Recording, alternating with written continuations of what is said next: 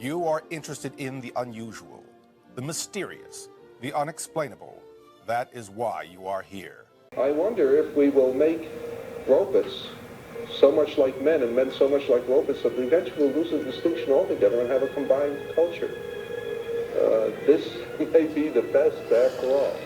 Maybe humanity itself will die out as humanity and sort of melt into this machine culture. And with that, I welcome you to the world of transhumanism, which is often aka posthumanism, sometimes futurism, or simply referred to as H with a plus next to it, as in humanity plus. And it is certainly a complex topic, fascinating, frightening, interesting, very multifaceted, and it is a movement and a worldview. Transhumanism is a very broad term that covers concepts such as humans merging with technology, human enhancements therefrom, up and downloading the contents of the human brain into machines, genetic manipulation, octogenesis, which is artificial wombs, nanotechnology, biotechnological implants, omnisurveillance, seeking immortality via life extension technologies, cloning, etc., etc., etc., etc. And so this lecture is really a huge circumlocution, right? So I'll be making my point by going around a broad circuit. So if there's times where it seems like I'm veering off from the main subject, stick with me on it, because it is a gigantic topic. And so I had to figure out a way to kind of pull it all together so it's somewhat understandable. The term transhumanism within this context was coined by Julian Huxley, who in his 1957 book, In New Bottles for New Wine, wrote, "I believe in transhumanism. Once there are enough people who can truly say that, the human species will be on the threshold of a new kind of existence, as different from ours as ours is as ours from that."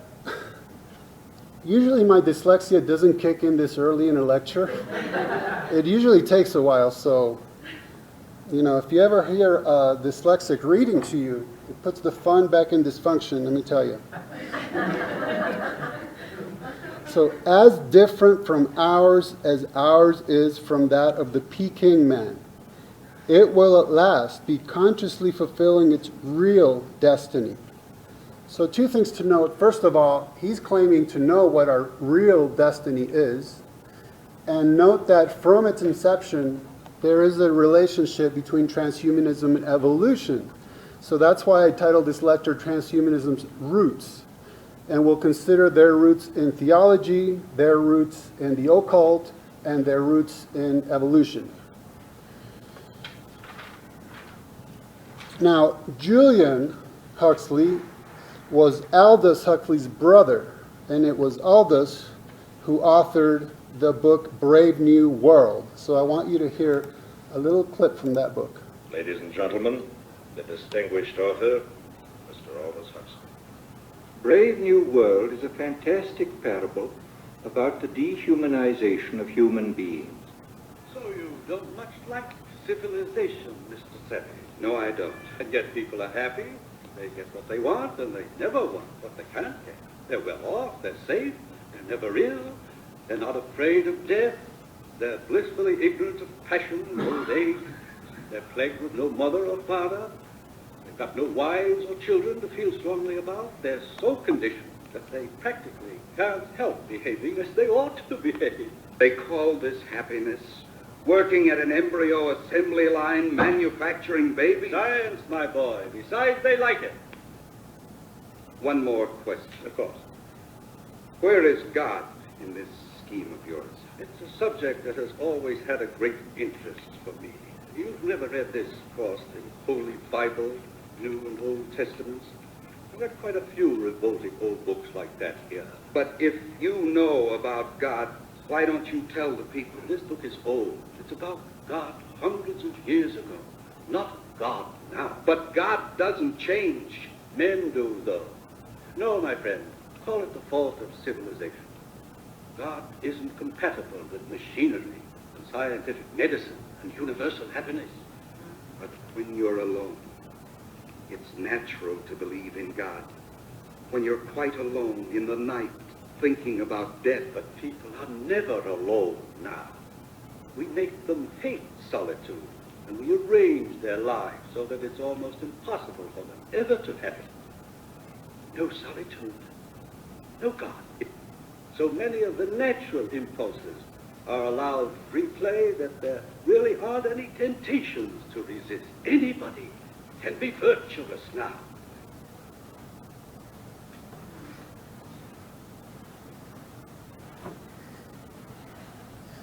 With that in mind, listen to what Lewis C. Carroll has to say. I just completely butchered his name. It is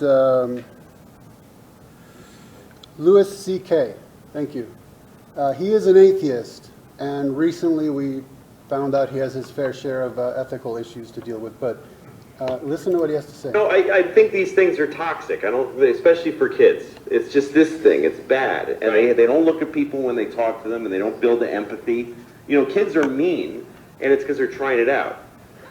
They look at a kid and they go, "You're fat," and then they see the kid's face scrunch up and they go, "Ooh, that doesn't feel good to make a person do that." Right. But they got to start with doing the mean thing. But when they write "you're fat," then they just go, that was fun. I like it. So that tasted good. Yeah, exactly. You need.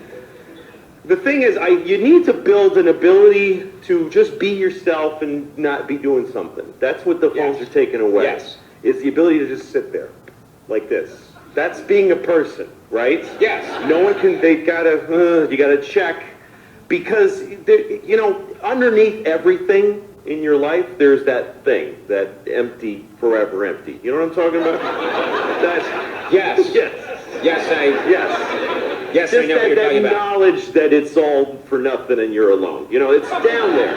And sometimes when things clear away, you're not watching it, you're in your car, and you start going, "Oh no, here it comes that I'm alone," like it starts to visit on you. You know, just the sadness. Yes. Life is tremendously sad just by, being in it. And so you're driving, and then you go, that's why we text and drive. I look around, pretty much 100% of people driving are texting. Yes.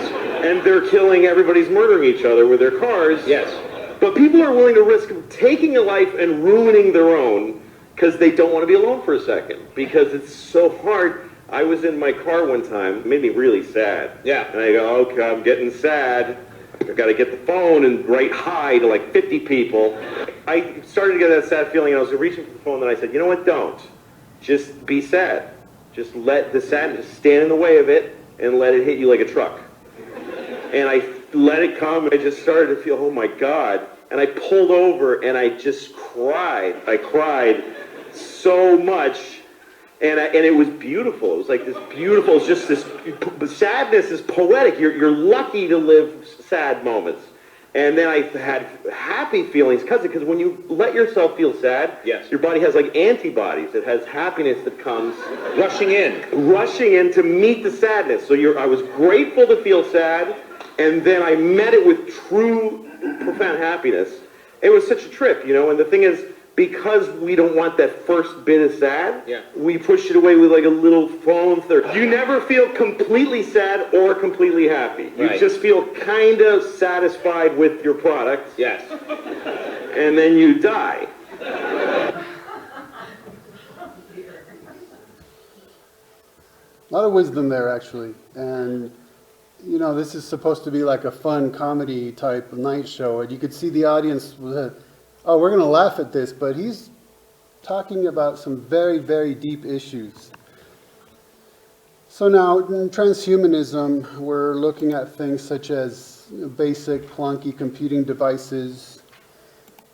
Moving on to robots and android. Okay, an android is an anthropomorphic robot, right? So a robot that's made to look like a human.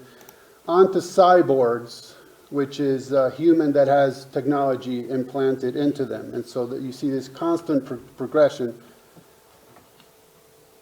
Now, a lot of people involved in transhumanism are, of course, in the high-tech field, and they're doing a whole lot of good for people with disabilities of all kinds. And generally, transhumanists will see what's going on in the medical field, and they'll try to incorporate it, much like bodybuilders discovered steroids that were developed to treat people who had to regrow muscles due to cancer and injuries, and they said, hey, we can apply this to ourselves to grow faster, bigger, and stronger, right?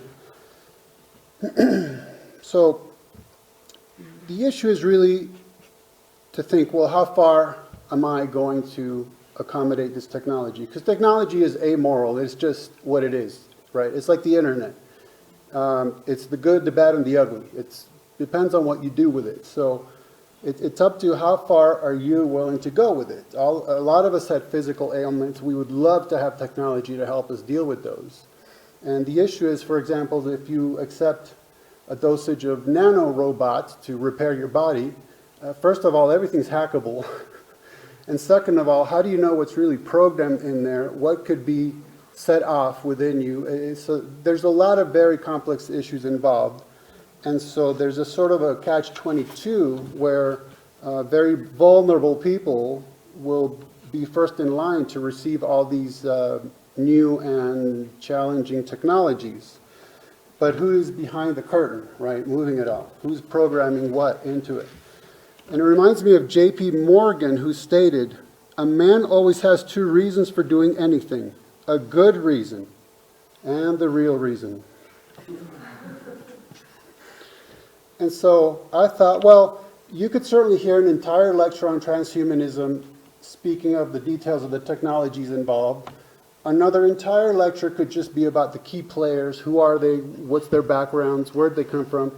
But I figured I would focus more on the worldview behind it and its roots. So that now, from now on, when you hear about transhumanism, you'll be able to contextualize it and understand what's going on with that as a background, right? And so to even introduce such a bizarre and high-tech topic, I had thought about how to even introduce it. And I thought to start with a parochial example from the 60s in the United States of America, right, where you had the sexual revolution, which led to sexual devolution, and denoted a deconstruction of God's design for sex, family, and marriage. Okay, and that is going to be key to my entire lecture, is the concept of deconstruction, all right?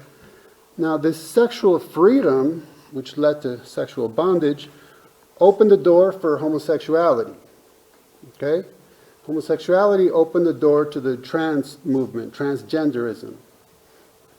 And the trans movement is opening the door to postgenderism, which is very much a behind-the-scenes thing going on in our culture right now, very much underground still. And it deals with issues such as androgyny and being a hermaphrodite, okay? So a person who you look at them, are they male, are they female? Maybe they're both, I can't really tell, all right? Now, for homosexuality to be openly accepted in our culture, it took what, like a half a century, right? But I noticed the nanosecond that same-sex marriage was made legal, the transgender movement was just absolutely everywhere instantly. Laws being passed in its favor, people losing their careers and jobs and businesses. I mean, just instantly, overnight, boom. And so you can see how things build up underground, behind the scenes, and all of a sudden there's a little open door, and out they come. And so this denotes the ultimate deconstruction of God's created order, not only for sex, but for gender itself, right? And so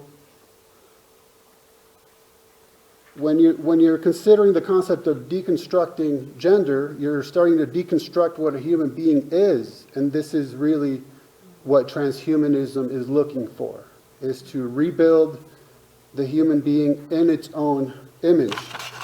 As Huxley had said, its real destiny. Well, according to who? Well, according to us, in our own image. Now, when I first presented this lecture, and you'll notice in Time magazine, it says transgenderism, America's next civil rights frontier. When I first presented this lecture, that was like, oh, really? That's kind of strange. Now it's like, oh yeah, well that's totally obvious. We know that that is in our face every single day. And this is what you're looking at, is the normalization of the deconstruction of gender. And this is nothing new. For example, if you consider ancient concepts of reincarnation, of course, you could come back one lifetime as a male, the next time as a female, right? And on the online world, you could play games such as Sims or Second Life, where you could, in fact, you could log into a website. I could log in with a woman's name, and people would interact with me as if I was a woman. I could portray myself that way. So already we have this sort of cyber experience of being whatever gender you choose. This is very popular in our culture right now, is already having these concepts of having intimate emotional and sexual relationships with machines, robots or androids. And in that light, here's Ray Kurzweil, one of the big luminaries in this movement. Who is Ramona? Well, this is a project that started a number of years ago. She's a female, she's my female alter ego, and we'll have virtual bodies in these virtual reality environments, particularly when it's through the nervous system. When we have nanobots in our brain that can shut down the signals coming from our real senses, replace them with the signals that your brain would be receiving if you were in the virtual environment, then it'll feel like you're in that virtual environment. But your body doesn't have to be the same body that you have in real reality. A couple could become each other, for example. So I wanted to demonstrate how you could do that. So well, in virtual reality, you can be who you want to be, and you can be where you want to be, and with whom you want to be, and you can even have been who you want to have been. In virtual reality, you can be someone else. You don't have to be the same boring person all the time. I mean, you all have these personalities inside you that don't quite fit with your bodies in real reality.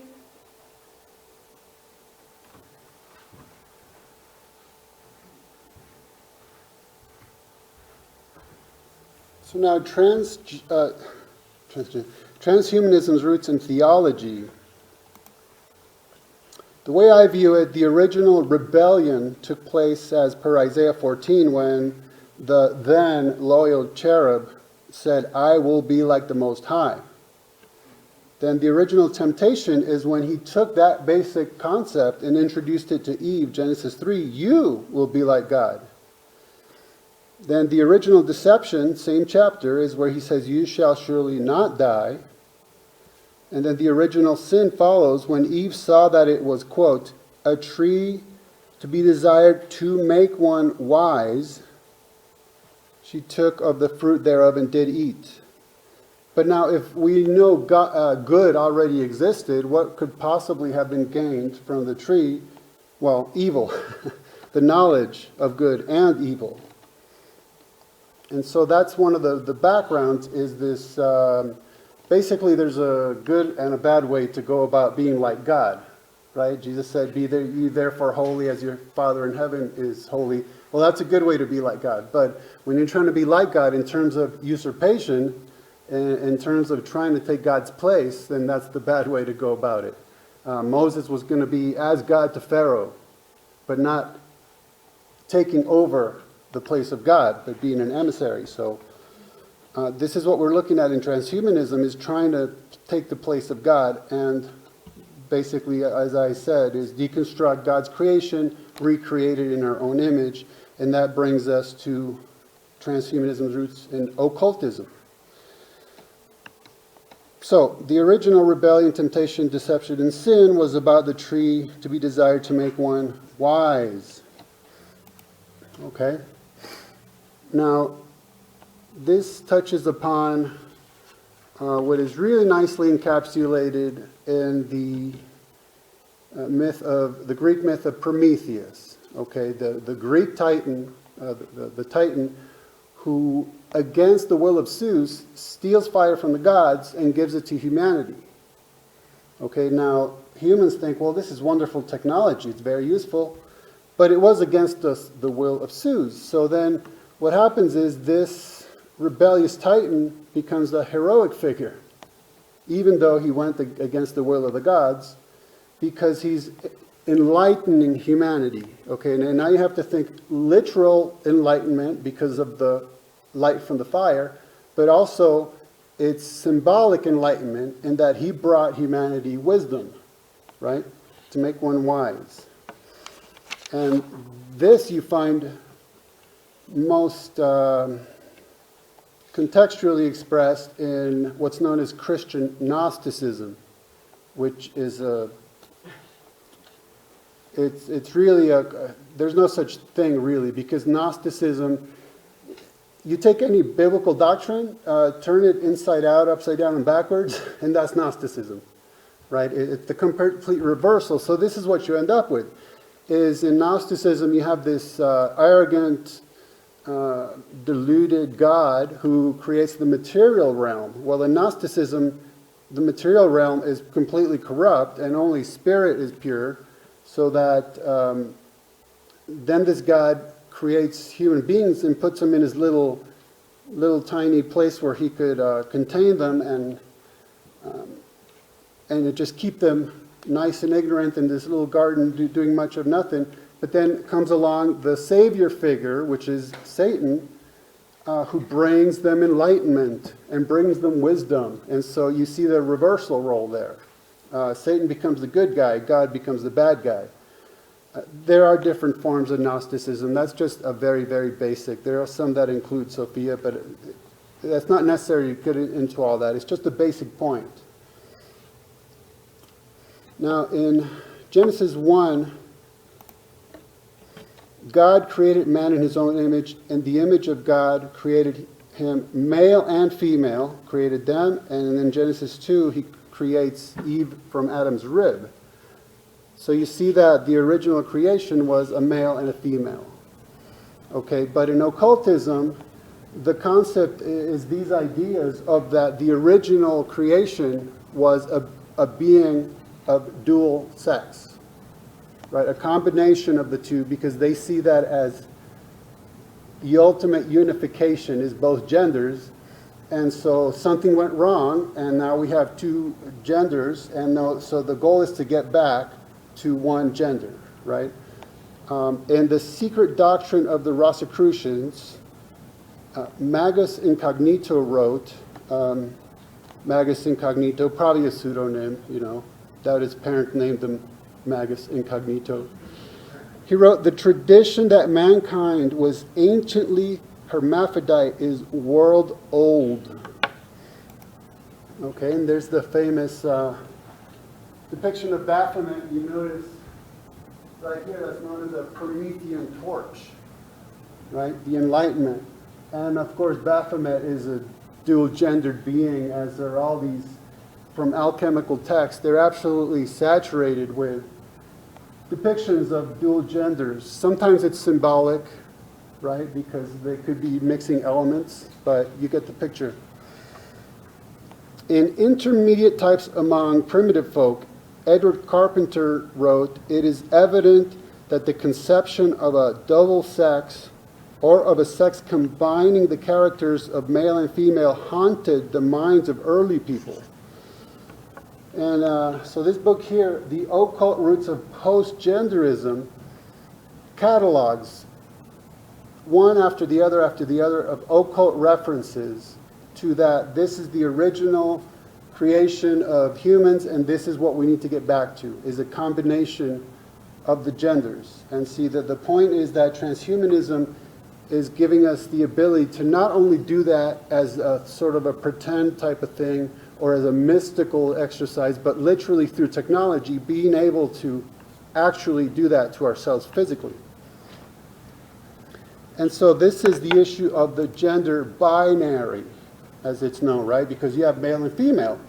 And the issue is that anymore, what's happening is people are saying, well, why should I transition from a male to a female or from a female to a male? Why should I be forced to choose one or the two in the binary?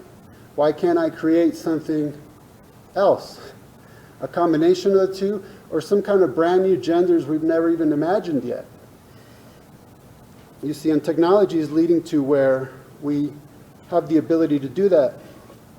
And just to give you a window into the evolutionary roots, why is there a gender binary? Well, because some unguided random mutation way, way back caused the gender binary, right? Is it just an accident of evolution? Now, why should I be beholden to an accident of evolution? Why natural selection? Why not human selection? So now, why not take evolution into our own hands and say, I shouldn't be subject to some kind of random mutation. I don't want to be forced to be a male or a female. I can do whatever I want, right? Our real destiny.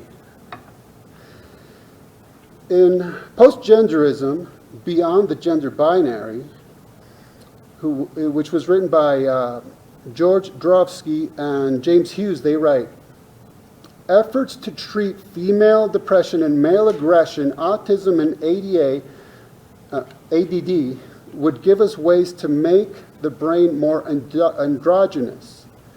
Francis Fukuyama lamented these trends, the masculization of depressive women's moods by antidepressants and the feminizing of ADD boys with stimulant medications.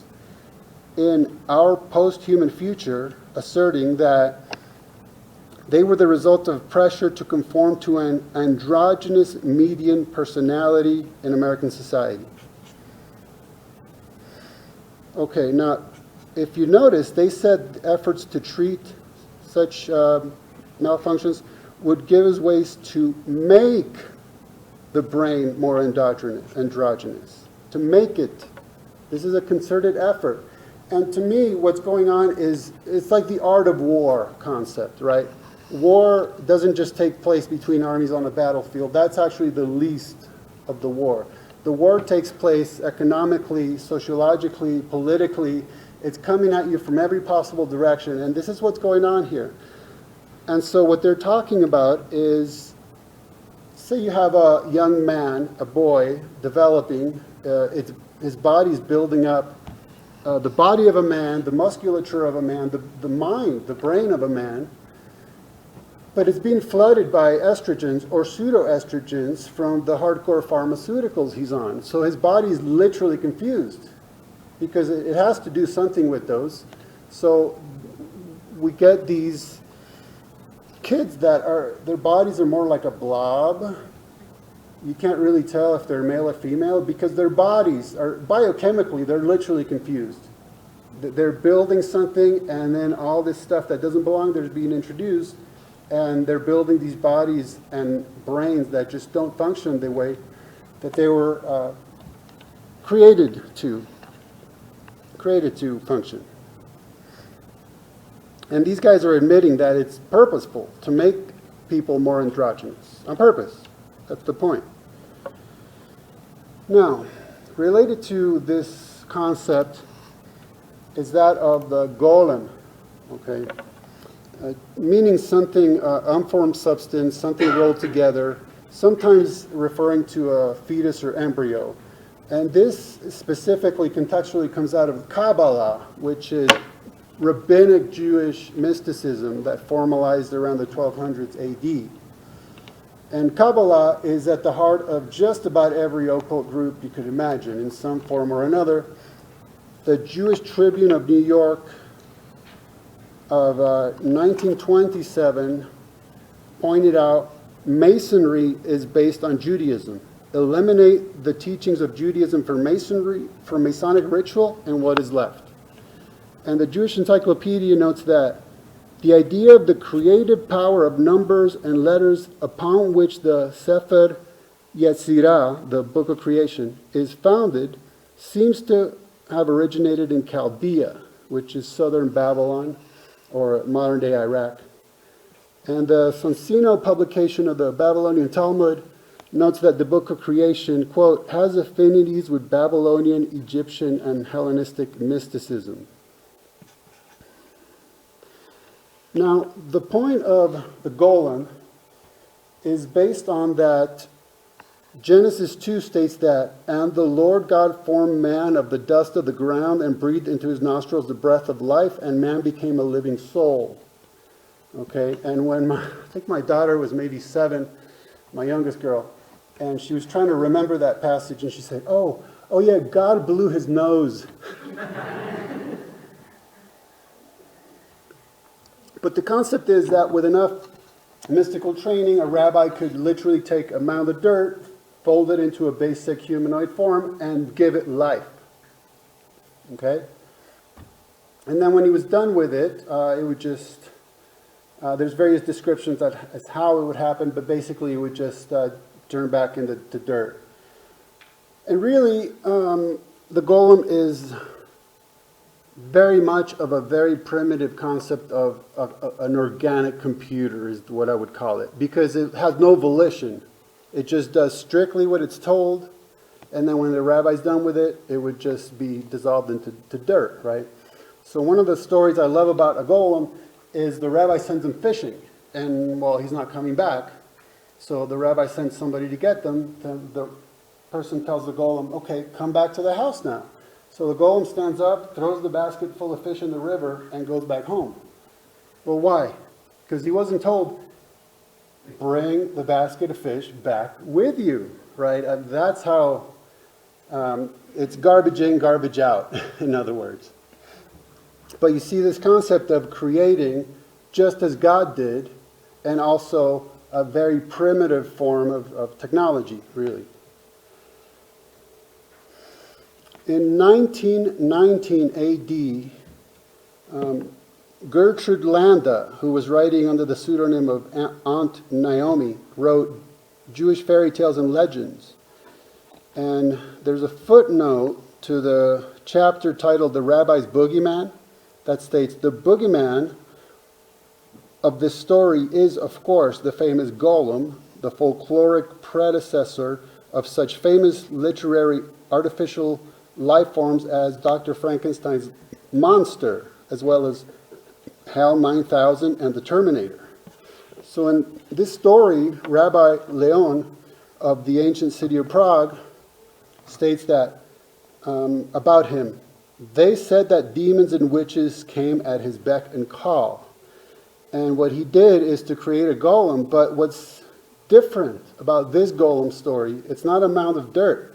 He completed his mechanical creature, about which he states, now to endow it with life, and also it is a wonderful machine with its many springs, screws, and levers, and it was controlled only by his thoughts. So for 1919, that's, I think, incredibly advanced in terms of thinking about a robot or an android, with the correlation to the occultism of the Kabbalah and the Golem. It's just incredible. In 1927, Fritz Lang released a movie called Metropolis. Need I point out the gigantic upside-down pentagram behind the robot? And in this 1927 movie, he's downloading the contents of a woman's brain and uploading them into a robot. I mean, the movie's so old, it's a silent film. And here's the kind of concepts he's getting into. God knows from where. 1927, let's say early 30s. He was living in Germany, so who knows what the proto-Nazis were doing back then. Now, I was having a discussion related to transhuman technologies and all these crazy things that are being envisaged. And a friend of mine at one point says, well, God would never let it go that far.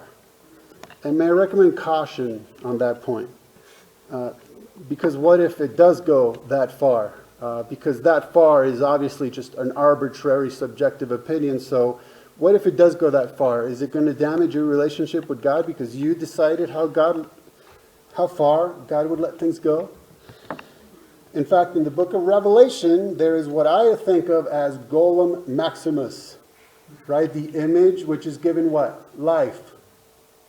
Whatever that means, whatever kind of technology that is, however it's done, the fact is we're referred to something non-living that is given life. So dump all of these concepts right into there. And I'm certainly not the first to notice this relationship between high tech and the golem, therefore mysticism and occultism. Here's an MIT book, God and Golem Inc., a comment on certain points where cybernetics impinges on religion. Okay.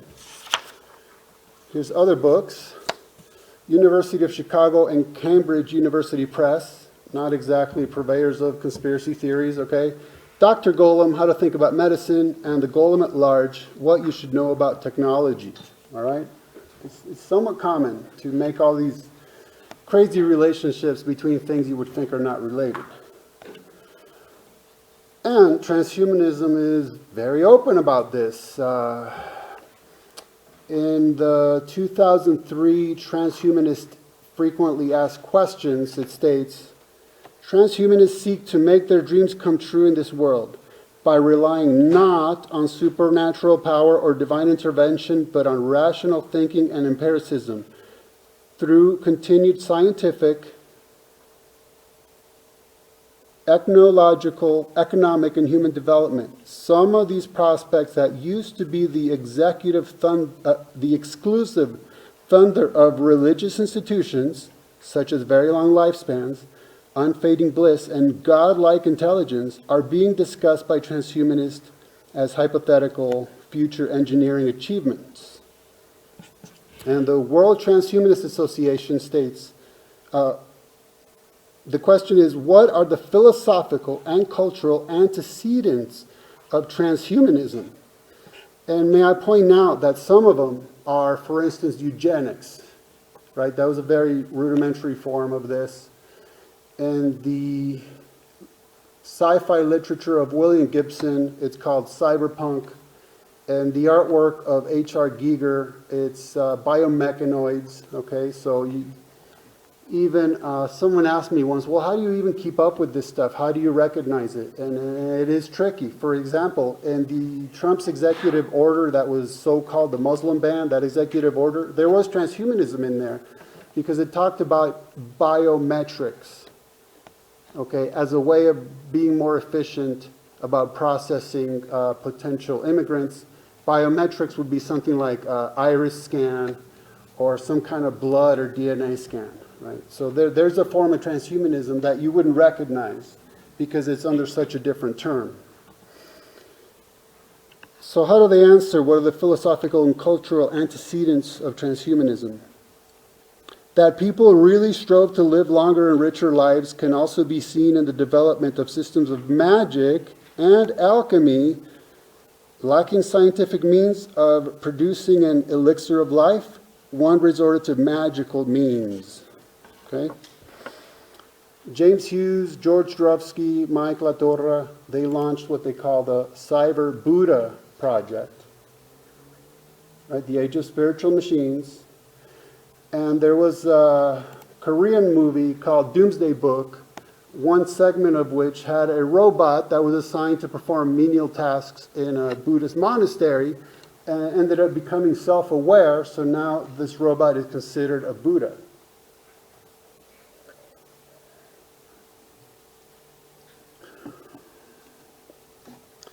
Today we have the establishment of the first artificial intelligence church. I'll grant you, for now I think it's nothing more than a website. But I mean, it's one of these little behind-the-scenes things. It was established by Anthony Lewandowski. He calls it the Way of the Future, and it's commonly known as the Church of AI.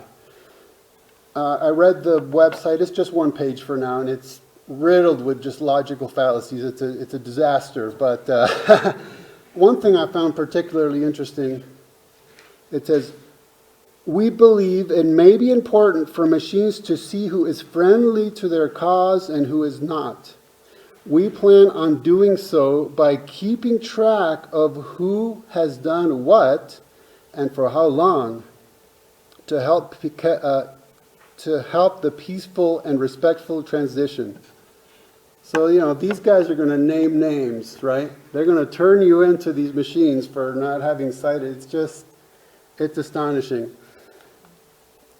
Hebrews 2 refers to they who, quote, through fear of death, were all their lifetime subject to bondage. Okay, so this is what we already touched upon, is this fear of death leading to wanting to extend human life by artificial means, either by just being able to rejuvenate your body or just downloading the contents of your brain into some kind of device.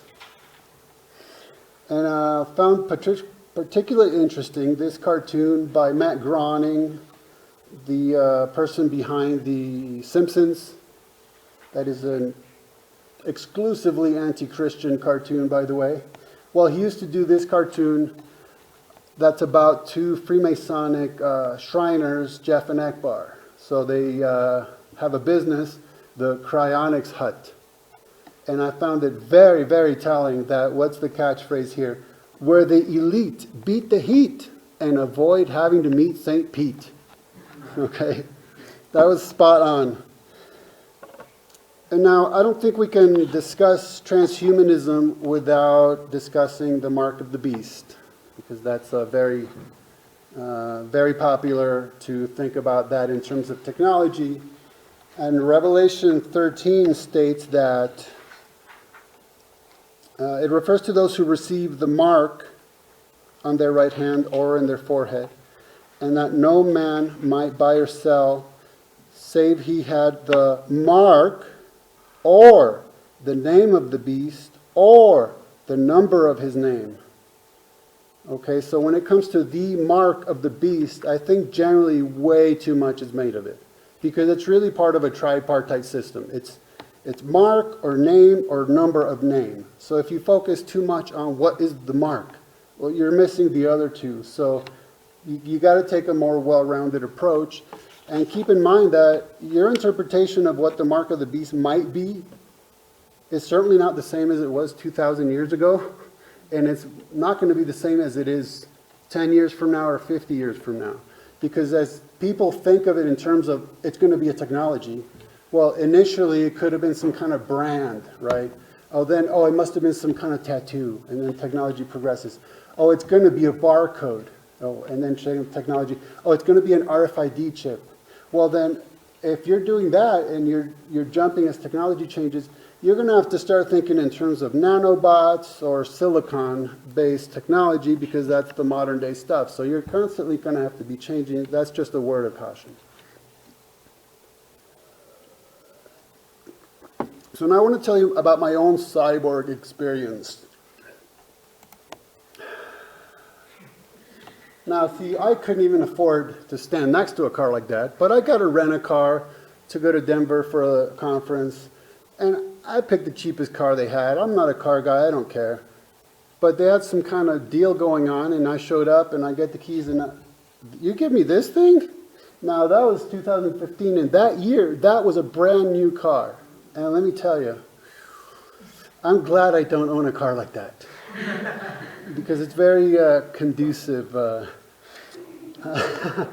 But it made me think. I'm in this thing, I'm thinking, I wonder if I can pass people going uphill. Oh yeah! And it made me think, okay, basically I'm this organic mind inside of this robotic body, right? I could do things, I could travel much, much faster. It's climate controlled. It had access to GPS. It has all this technology built into it, giving me abilities I would not otherwise have. So basically, I'm the mind running this robotic body that allows me to be superhuman. You get it? So, and yeah, if I wanted to, I could, hey, get out of my way. Let me show you this particular finger, buddy, and then I'm out of there, right? I could do all kinds of really obnoxious things, because in fact, I was talking to my friend earlier today about how people online can be so cruel and nasty in comment sections that they would probably never do to your face. And this is another form of that. I'm just this tough, multi-thousand-pound robotic body that can shove you off and do all this stuff and then take off, and it gives you a different mindset. So listen to this transhumanist, Richard Seed. We are going to become gods. Period. If you don't like it, get off. You don't have to contribute. You don't have to participate.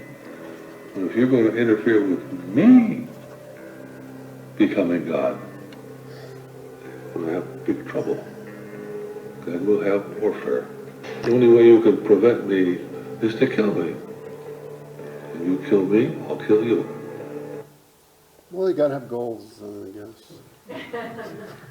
guess.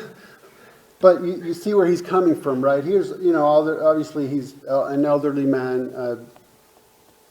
Any one of us could probably punch him out. But he's looking forward to having these superhuman abilities. Are you going to come after me? I will kill you. I mean, that's his mindset, because he's looking at himself in a whole different light. Incidentally, if you want a real mind blower, and you'll see the pun is intended, when I'm talking about my mind being inside this robotic body that I'm controlling, if you think about Ezekiel's vision of the basically animated throne in chapter 1 and 10, Ezekiel describes those wheels within wheels. I remember that? They're called ophanim. And it says that the spirit of the cherubim were in the ophanim. Okay, and think about that technology. Because it talks about how when the cherubs go to move, the wheels move along with them. And so that's the kind of technology they have, to be able to have their spirit in these objects. I mean, it's really, that's why I said it's mind-blowing, literally and metaphorically. To the roots in evolution, we already touched upon some of it, but I always think about, well, if someone's holding to a certain worldview, or in this case, a transhumanist appealing to evolution, I always think, what are they getting out of it? And in this sense, I think they're getting out of it much the same as atheists are getting out of evolution, which is that evolution equals freedom, right? Because basically the history we have behind us is a history of random chance accidents. And so this gives me the freedom to not be beholden to any transcendent God, and not be beholden to accidents of evolution. We then were able to create new tools with those tools, create a whole nother evolutionary process. And we will literally expand not only the size of our neocortex, but the number of levels of abstraction. And those additional levels we added 2 million years ago enabled us to create music and art and humor. Evolution creates structures and patterns that over time are more complicated, more knowledgeable, more intelligent, more creative, more capable of expressing higher sentiments like being loving. So it's moving in the direction that God has been described as having these qualities without limit. And so I think evolution is a spiritual process that makes us more godlike. It will expand the neocortex as I described, so we'll become more godlike. A DNA molecule. A genetic discovery that could give man the ability to create life to specifications. With it comes the power to change evolution itself. We will be able to enhance our bodies. Human life will improve from one generation to the next as we control and accelerate natural evolution. But a rival to mankind is appearing on the horizon. A rival that is evolving much faster. This body is not sacred. The way we are is not some kind of God-given plan. It's really a pure random accident. So really, this is a styled circular firing squad, where first we appeal to evolution to get rid of God, but then we appeal to our own self-deification to get rid of evolution. You see that? And so the view of transhumanism is, as I said about gender, why should I have 2 legs and 2 arms? Why can't I have gills or wheels? Maybe put myself in some kind of motorized vehicle. Why can't I do all that? Because I have the absolute freedom now, with technology backing me up with the actual ability to do it. And why not? Because then I'm taking over my own evolution. I'm recreating myself in my own image after the ultimate deconstruction. And lastly, I would like to point out John, you did a masterful job of the way you sequenced this seminar, because when I saw the way you had his topics followed by mine, his and mine, they were, I mean, they were intelligently designed. It was actually random chance. No, I don't believe you. I mean, because I could see how Mark's topics and mine were like following on each other. And so this last one is just more of a statement about how transhumanism is being propagandized really through pop culture. Here's what Jacques Ellul stated in his book, The Technological Society.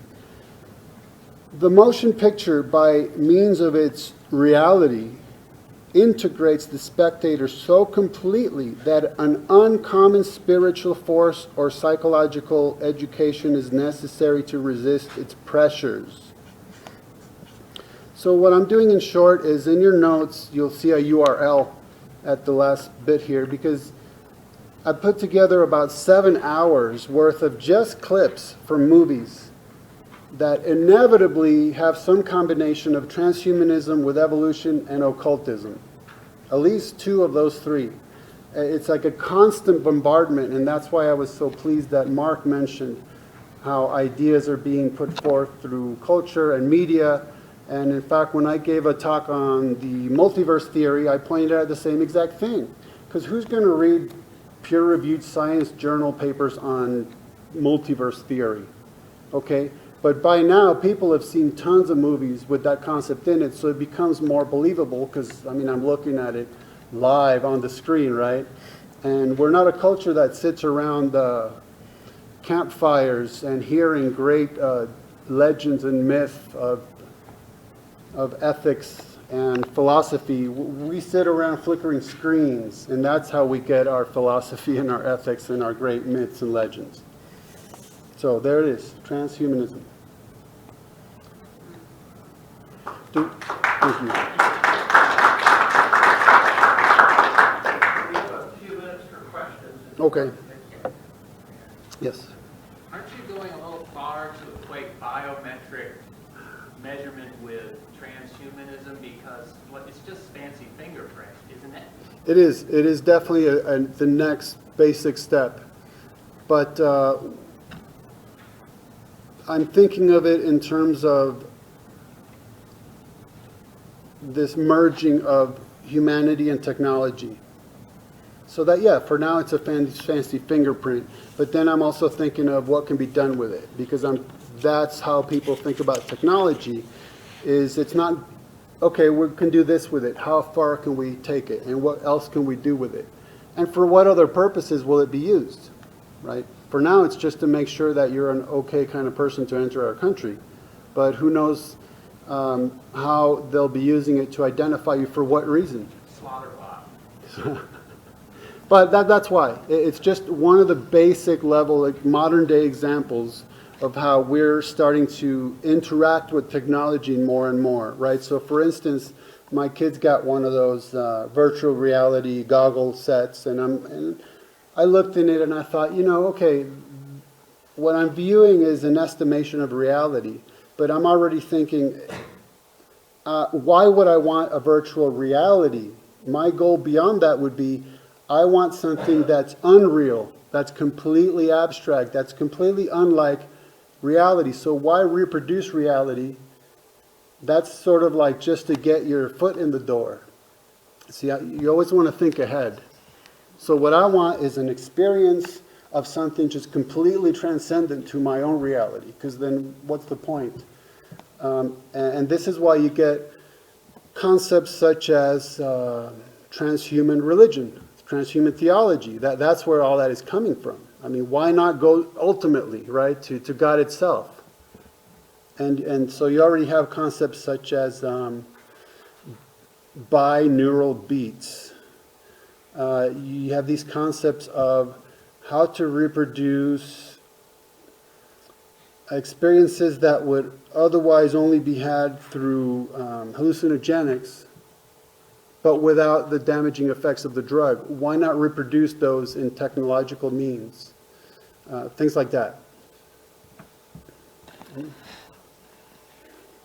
I know it is an extremely mind-blowing prospect, and I will point out that there's a lot of brand new media, TV shows. I don't know if you can even say TV shows anymore, because there's a difference between the laws governing broadcast TV and the laws governing satellite or cable or streaming, right? They allow a lot more content that is definitely not family friendly. And I'm noticing a lot of the new shows, I like to keep up with this kind of stuff, so I'll check them out, but quite a few of them, I can barely get through one single episode, and that's just so I can kind of be on top of what's going on. But this younger generation is producing these shows that are very blunt about transhumanism and occultism and, of course, drug use and sex at will. Okay, and they're extremely blunt, extremely graphic, and the thing is, people like us will never watch any of that stuff. So you have this next generation of producers producing this content, and this next generation of viewers totally filling their minds with these concepts, and those of us who want to maintain some level of ethics are just, I can't even look into that. That's how bad it is. That's how graphic it is and perverse it is. So there's this disconnect, right? So for now, it's, well, everyone communicates through texting nowadays, so we have to have that for the kid. But they're living in a different world now. They're living in a very different world.